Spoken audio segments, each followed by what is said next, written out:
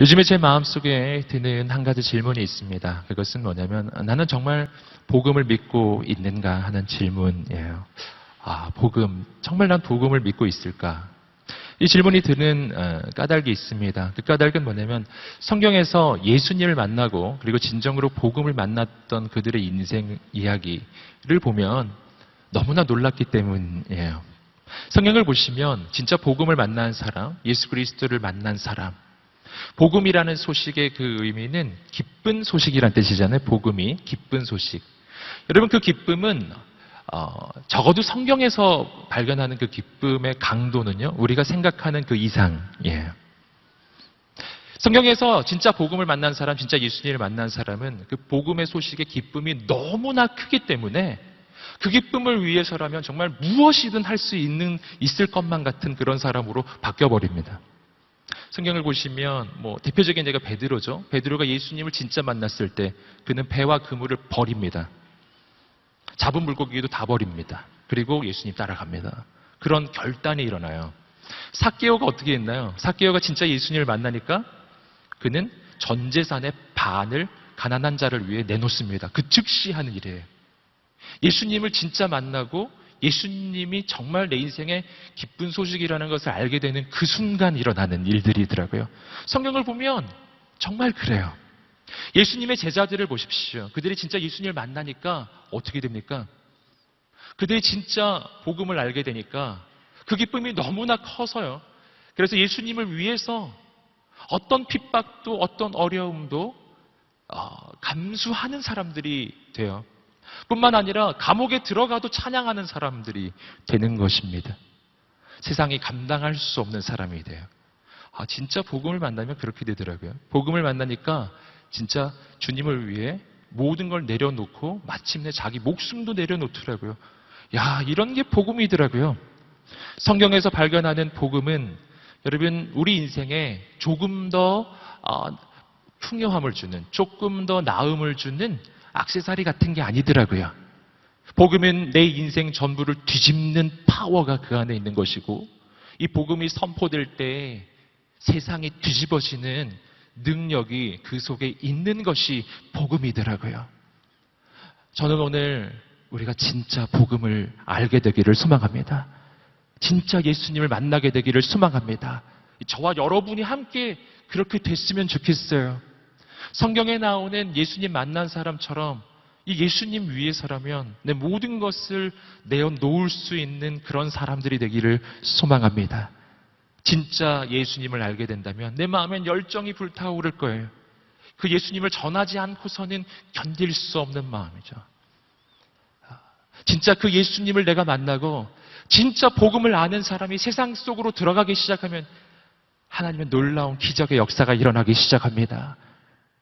여러분, 복음은 우리 앞에 결단을 요구합니다. 복음 앞에서 세상은 딱 두 가지 반응 중에 하나의 반응만을 보였습니다. 예수님이 이 땅에 오셨을 때 그 예수님 앞에서 사람들이 보인 반응은 그분 앞에 무릎을 꿇든지 아니면 그분을 십자가에 못 박든지예요. 중간지대는 없었어요. 예수님의 제자들도 마찬가지입니다. 예수님의 제자들이 진짜 그리스도인이 되고 진짜 복음을 전하는 사람이 되기 시작하면 세상이 보인 반응은 동일했어요. 제자들이 선포했던, 사도들이 선포했던 복음 앞에 무릎을 꿇고 예수님의 제자가 되든지 아니면 제자들을 핍박하든지 중간은 없어요. 여러분, 오늘 우리의 인생이 이 시대를 변화시키는 복음의 능력을 소유한 그리스도인들이 되기를 간절히 소망합니다. 오늘 이야기는 바로 그런 사람들의 이야기예요. 복음을 소유했고 복음을 전했고 그들을 통해 세상이 바뀌었던 사람들. 1차 전도 여행을 떠나는 바로 사도 바울 일행의 이야기입니다. 오늘 말씀이 선포될 때 오늘 우리가 사도 바울처럼 복음을 믿고 전하고 또한 시대를 변화시키는 하나님의 사람이 되기를 소망합니다. 이 말씀을 통해서 몇 가지 영적인 교훈을 발견하고자 합니다. 첫 번째, 우리가 말씀을 통해서 발견하는 교훈은 복음을 믿으라입니다. 함께 따라해 보시겠어요? 복음을 믿으라. 오늘 말씀은 사도 바울의 1차 전도 여행의 여정 가운데 일어나는 일입니다. 비시디아 안디옥이라고 하는 곳에 이르러서 사도 바울 일행은 유대인의 회당에 들어가 복음을 전하기 시작해요. 읽지 않았지만 이 앞부분에서 아주 긴 분량에 걸친 사도 바울의 메시지가 나옵니다.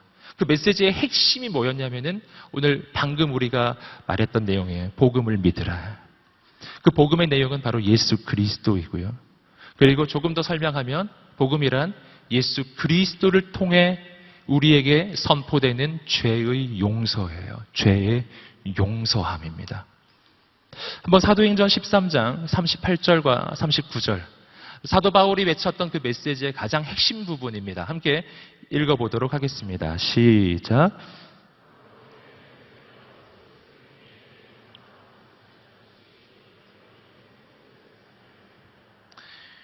여러분이 모세의 율법으로는 의롭게 될 수 없었던 모든 것에서도 예수를 믿는 사람은 누구나 의롭다고 인정을 받게 되는 것입니다.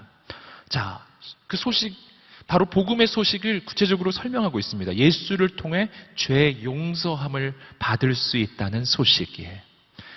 여러분, 복음의 핵심은 죄 용서입니다. 여러분, 죄의 용서는 세상의 메시지하고 좀 다른 것입니다. 세상에서는 죄인들을 향해 뭐라고 이야기합니까?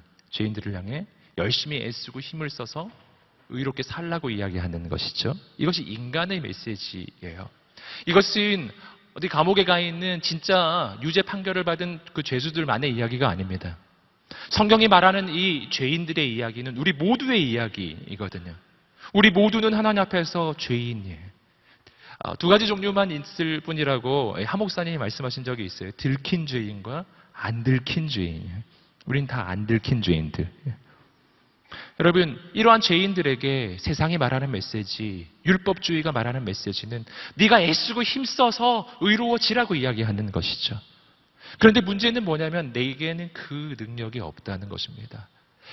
애쓰고 힘을 쓰면 쓸수록 더 실망이 찾아와요. 더 실패가 찾아와요. 내가 의롭게 살려고 결단하면 결단할수록 내 인생은 더 절망스럽습니다. 내 힘으로 안 되는 걸 끊임없이 발견하거든요.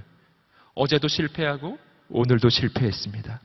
여러분 가운데 아마 많은 사람이 그 마음 가지고 여기 왔을 거예요. 난 오늘도 실패했다고. 여러분, 그런데 성경은 우리에게 복음의 메시지를 전해줍니다. 내가 의로워지는 방법은 내가 애쓰고 힘써서 의롭게 살아서 의로워지는 것이 아니라는 거예요. 내가 의로워지는 방법은 단 한 가지예요. 그냥 용서받는 것입니다. 얼마나 놀라운 소식인지 아시겠어요? 여러분, 죄의 용서는 형벌의 연기가 아니에요. 내가 요번은 용서해준다. 다음번에 하면 너 정말 너 벌 받는다. 이거 용서가 아니죠. 우린 이런 걸 용서라고 부르는 게 아니에요. 이것은 형벌의 연기예요. 예수님께서 용서에 대해서 말씀해 주신 적이 있습니다. 너희 형제가 너희에게 용서를 구하면 70번에 7번이라도 용서해 주라고요. 70번에 7번, 77에 49, 490번이죠? 여러분, 이 말씀을 오해하시면 안 돼요. 너희가 용서할 수 있는 횟수는 490번이다. 그래서 내가 예수님께 나아갈 때도요, 490번 실패한 거예요. 490번 실패했을 때 예수님이 이렇게 말씀하실까요? 77에 49. 용서 쿠폰을 다 썼다. 491회째는 넌 지옥행이다. 이렇게 예수님이 말씀하신 게 아니라는 것이죠. 예수님이 말씀하신 77에 49라는 말의 의미는 끝없는 용서를 이야기하는 것이죠. 끝없는 용서. 여러분, 주님께서 베풀어 주시는 용서는 끝없는 용서예요. 끝없는 용서의 의미는 잊어버리는 것입니다. 내가 490번 실패했어요. 용서를 받았어요. 근데 오늘 또 실패했어요. 491번째. 주님 앞에 또 가서 용서를 구합니다. 그럼 주님께서 어떻게 하시는가? 오늘 491회. 이렇게 말씀하시는 게 아니라 언제 그런 일이 있었냐는 듯이 마치 처음 용서를 구하러 오는 것처럼 이전 일은 기억하지 않는 것입니다. 할렐루야. 기억하지 않는 거예요. 여러분, 이것이 복음의 소식이에요. 끝없는 용서예요. 여러분, 어제 실패했습니까? 혹시 오늘도 실패했습니까? 교회 들어오다가 혹시 실패하셨나요? 예. 그렇게 마음을 지켰는데 교회 들어오다가 화를 내버렸어요. 이런 사람. 여러분, 그런데 오늘 여러분에게 격려합니다. 오늘 내가 예수 그리스도 앞에 무릎을 꿇으면 오늘 우리의 인생 가운데 우리의 죄의 용서가 올 것입니다. 여러분, 죄의 용서는 새로운 미래의 시작이에요. 아까 말씀드렸죠? 죄의 용서란 이전 일을 잊어버리는 것입니다. 이전 일은 기억하지 말고 옛적 일은 생각하지 말아라. 보라, 내가 새 일을 행할 것이다. 이것이 바로 복음의 소식이에요. 예수 그리스도 안에 있을 때 내가 바로 직전까지 주홍같이 붉은 죄를 지었을지라도 예수 안에서 내 인생은 의로워지고 그리고 내 인생에는 새로운 가능성이 열려집니다. 여러분, 그 끝없는 용서 속에서 우리의 인생에 새로운 미래가 열리는 것입니다. 여러분, 가늠하다가 현장에서 잡힌 여인에게 예수님이 해주신 그 음성을 기억하세요.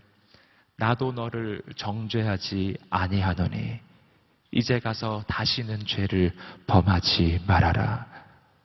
여러분, 정죄받지 않을 때 죄를 범하지 않을 수 있는 힘과 용기가 생기는 것입니다. 거룩은 정죄에서 오지 않아요. 거룩은 용서에서 오는 것입니다. 끝없는 용서. 여러분, 오늘도 주님의 그 용서의 세계 속으로 들어가십시오. 여러분, 이 용서가 내 인생에 의미가 있고 힘이 있는 이유가 있습니다. 그 까닭은 예수님이 그냥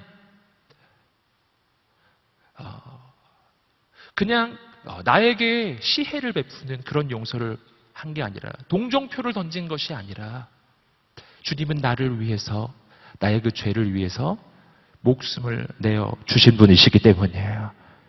그래서 이 용서가 진짜 용서가 됩니다. 여러분, 나의 모든 죄의 대가를 예수님이 치르셨음을 믿으시기를 주님으로 축복합니다. 그래서 난 이제 은혜로 사는 인생이 된 것입니다. 자격이 없이, 조건이 없이 하나님의 역사를 기대할 수 있는 인생이 되는 거예요. 오늘 실패했던 인생, 주 앞에 달려오시기를 주님으로 축복합니다. 무릎을 꿇으세요. 새로운 일이 일어날 것입니다. 말씀에서 발견하는 두 번째, 복음을 발견한 인생, 그 복음을 전하는 인생의 특징입니다. 그것은 하나님의 은혜 가운데 머물러 있으라라는 거예요. 함께 사도행전 13장 42절과 43절 말씀, 42절과 43절의 말씀을 읽어보시겠습니다. 시작.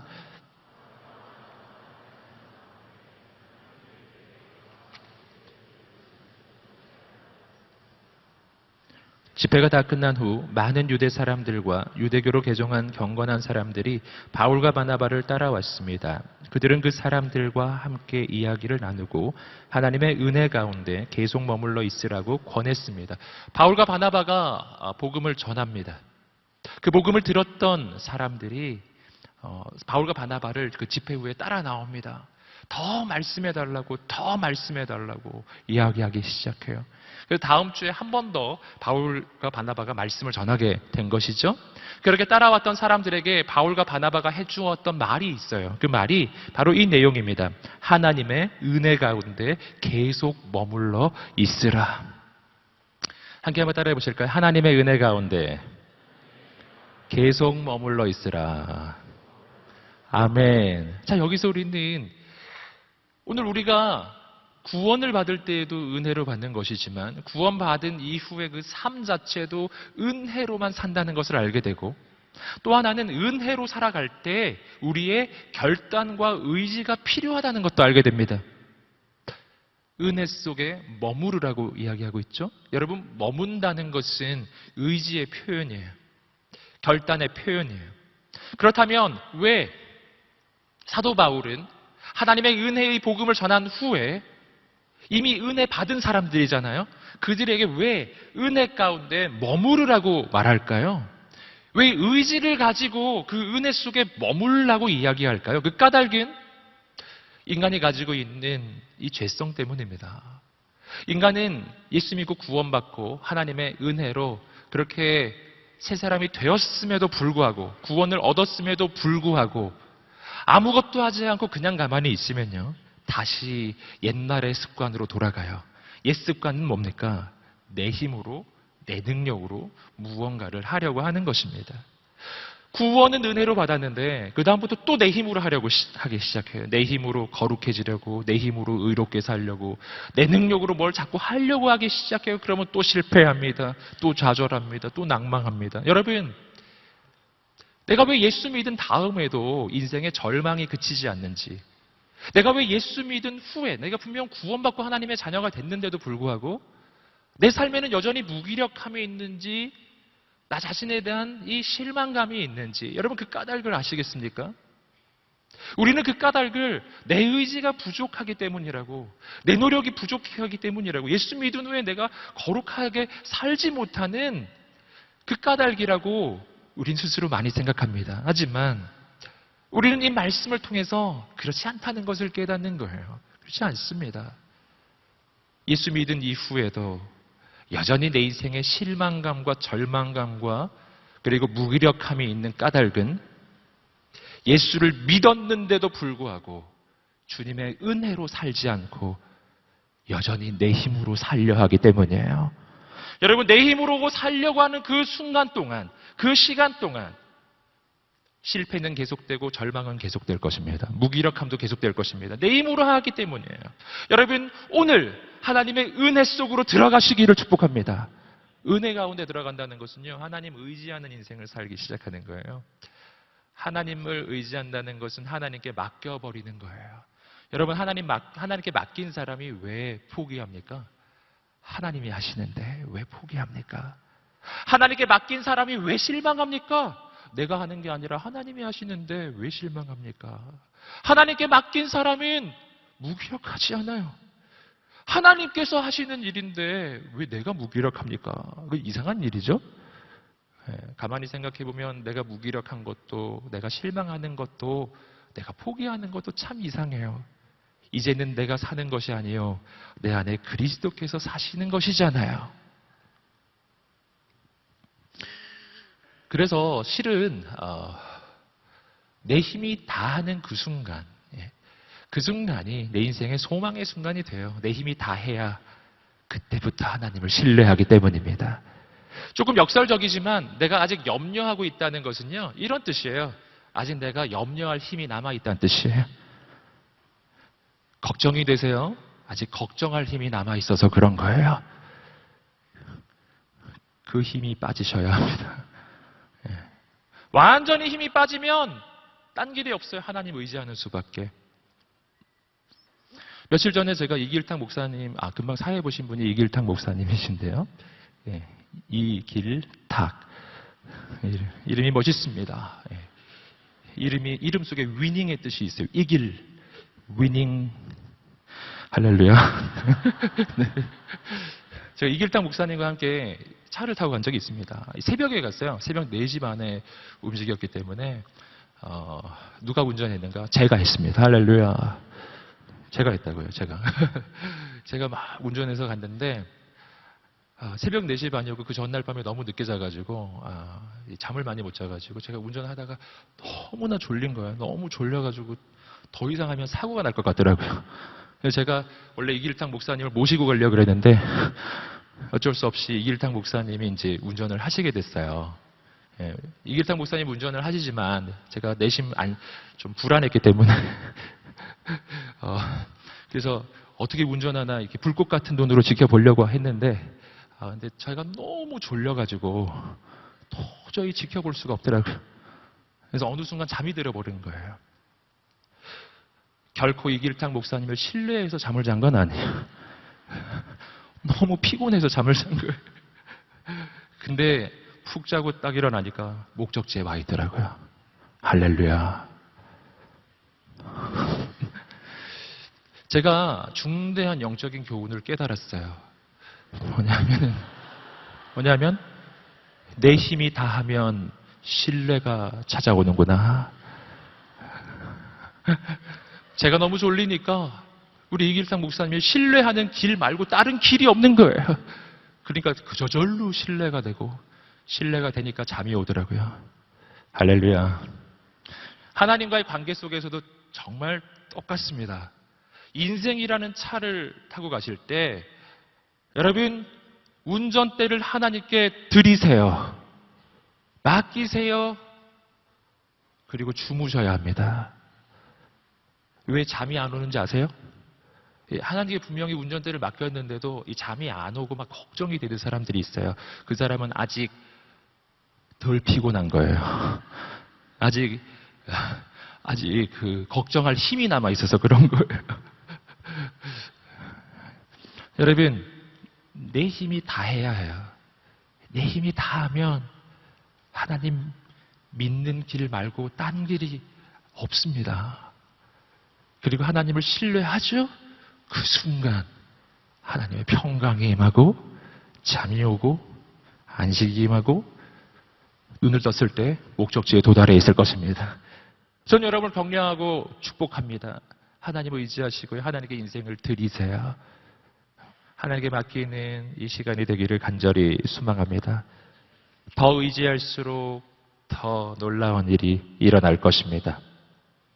우리는 말씀 속에서 복음의 사람이 가지는 세 번째 특징을 발견합니다. 그것은 스스로 판단하지 않고 하나님의 눈으로 바라본다라는 거예요. 뭐라고요? 스스로 판단하지 말고 하나님의 눈으로 보라. 함께 사도행전 13장 46절 말씀을 읽어보시겠습니다. 46절입니다. 시작. 그때 바울과 바나바가 그들에게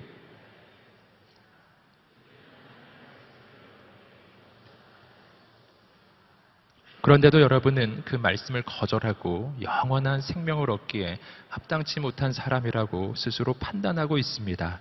그렇기 때문에 우리는 이제 이방 사람들에게 눈을 돌립니다. 자, 말씀 속에서 아주 중요한 내용을 발견합니다. 여러분, 사도 바울과 바나바가 복음의 메시지를 전했을 때 그 메시지를 받아들인 사람도 있지만 그러나 유대인들은 받아들이지 않았어요. 오늘 사도 바울은 설명합니다. 왜 유대인들은 이 복음을 받아들이지 않는지 그 까닭을 말해 주옵니다. 46절 말씀에서 이렇게 이야기하고 있죠.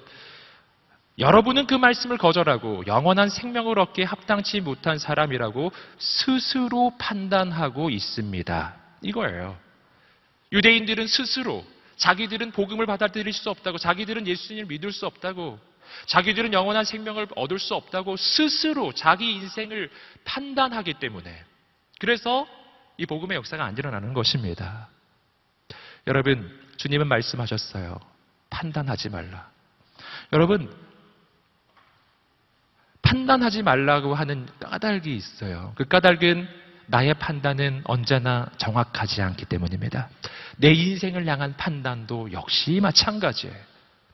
우리가 신앙생활을 함에도 불구하고 인생의 새로운 역사가 안 일어나는 아주 중대한 이유가 여기에 있습니다. 그것은 내 인생 스스로를 스스로 판단하기 때문입니다. 스스로 판단해요. 그리고 스스로 될 수 있는 것과 될 수 없는 것을 구분하고 내 인생의 한계를 스스로 결정하고 내 인생에 안 되는 것은 안 되는 것이라고 스스로 판단합니다. 그리고 그 이상은 가지 않아요. 여러분, 2000년 전 유대인들이 그러했어요. 그러므로 그들은 예수님을 만날 수가 없는 것입니다. 여러분, 오늘 우리도 마찬가지예요. 저는 오늘 우리의 인생에 자기 인생을 향한 인간적인 판단이 멈추기를 주님으로 축복합니다. 내 인생의 가장 정확한 판단은 내가 하는 것이 아니에요. 하나님이 해주시는 것입니다. 하나님이 내 인생에 대해서 언제 그렇게 말씀하셨나요? 언제 하나님이 내 인생에 대해서 그렇게 절망적이라고, 내 인생이 망했다고, 내 인생은 거기까지라고 누가 말하던가요? 여러분, 하나님이 우리 인생에 대해서 말씀해 주시는 것은 언제나 동일합니다. 우리의 인생은 하나님의 형상과 모양으로 지음받은 하나님의 작품이라는 것입니다. 그리고 하나님의 약속은 언제나 이래요. 너희를 향한 나의 생각을 내가 아나니 재앙이 아니라 평안이에요. 너희에게 소망을 주려고 하는 것이다. 아멘. 내 인생을 향한 하나님의 계획은 하나님께서 하시는 것입니다.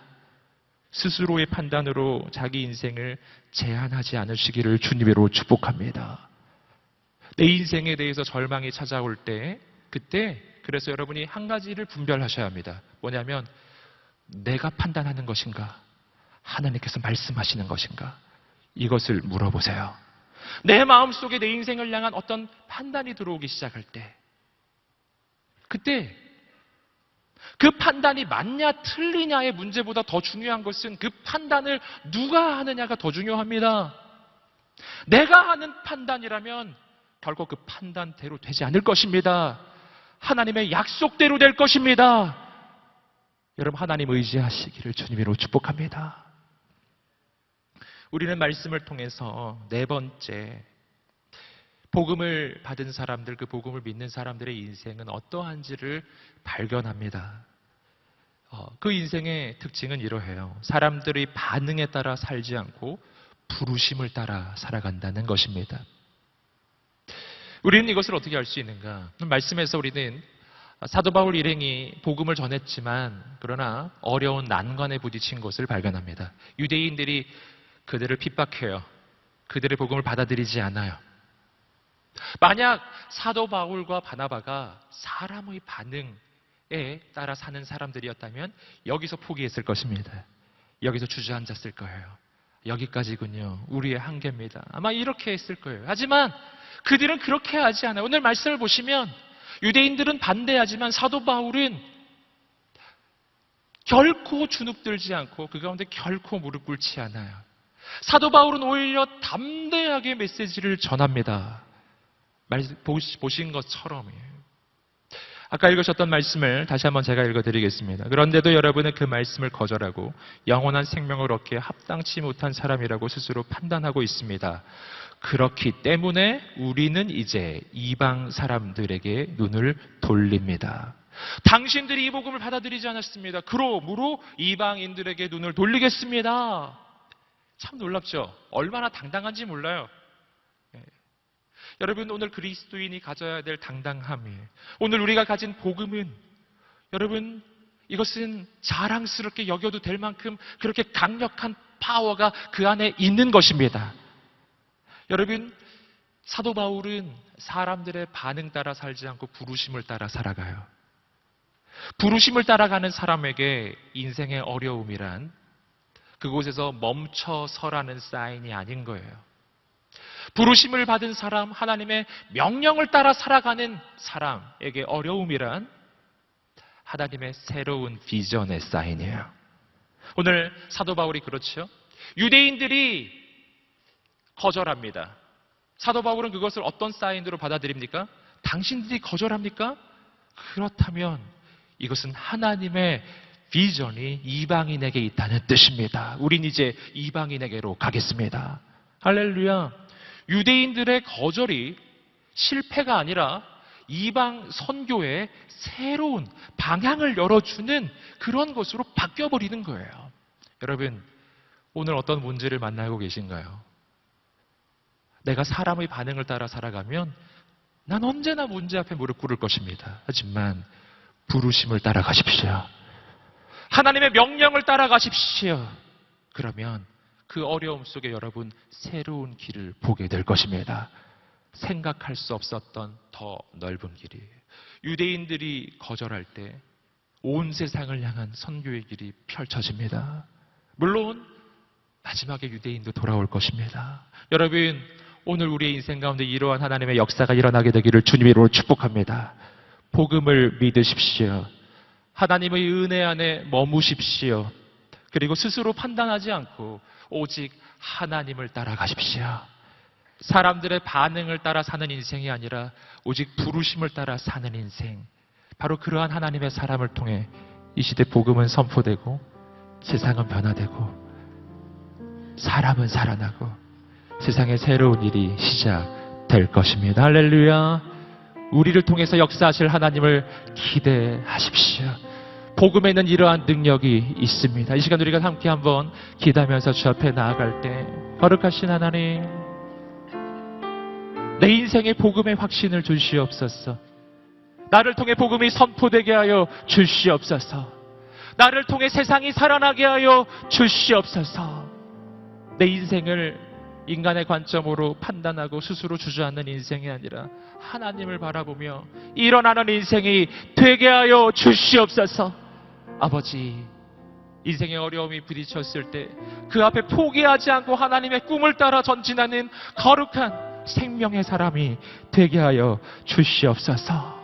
오늘 그러한 간절한 소망을 가지고 있는 사람 주 앞에 한번 두 손을 들고 간절히 주여 한번 외치시며 오늘 복음의 능력으로 나의 인생을 새롭게 하여 달라고 간절히 주여 한번 외치시며 기도하겠습니다. 주여 거룩하신 하나님 역사해 주시옵소서. 하나님 은혜를 내려 주시옵소서. 하나님 살아계신 하나님을 느낄 때 내 삶은 주의 역사가 되고 하나님이 일하기 시작하네. 주님 거룩하신 주님 주님 도와주시옵소서. 성신 거룩한 주의 영으로 임하여 주시옵소서. 성령님 오시옵소서. 하나님 거룩하신 하나님 역사하여 주시옵소서. 행하여 주시옵소서. 은혜를 내려 주시옵소서. 기름 부어 주시옵소서. 은혜를 내려 주시옵소서. 하나님 살아계신 하나님을 느낄 때 내 삶은 주의 역사가 되고 하나님이 일하기 시작하네. 하나님 용기를 주십시오. 두려움이 떠나갈지어다.